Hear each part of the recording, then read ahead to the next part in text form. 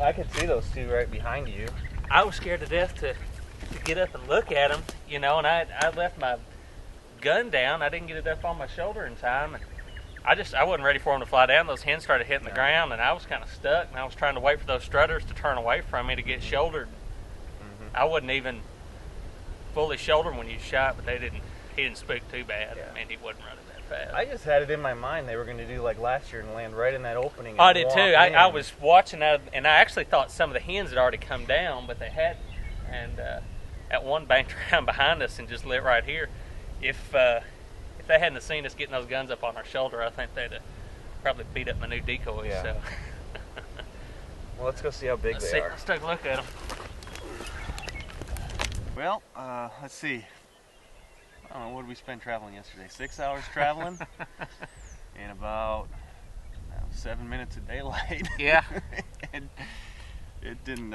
we spent exponentially more time right up there on the hill last night watching them go to roost than we did this morning. And you know, I'm not a Rio guy, and we're both Eastern hunters, but it seems to me that's the key to killing these birds, because once they get this open stuff, they're gone. But get them right off the roost, it's a pretty good show.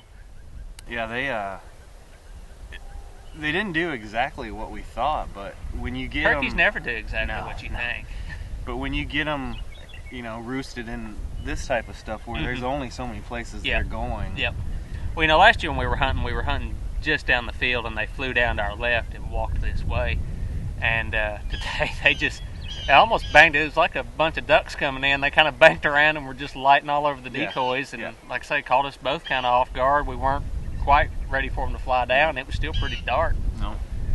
And they both are, I don't know how old they are, but they both got that really turkey's good probably hooks got on about them. the biggest spurs of any turkey I've ever killed. I mean, he's... Well, mine's you know... You try not to make it too obvious that you have them tied up, you know, but...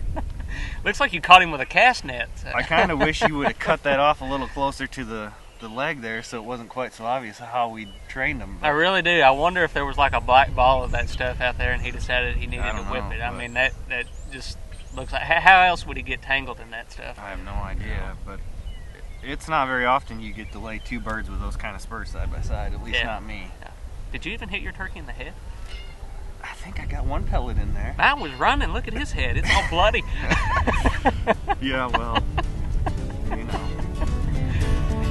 Well, let's go shoot hunt, man. Let's go shoot. Enjoyed it. Yep.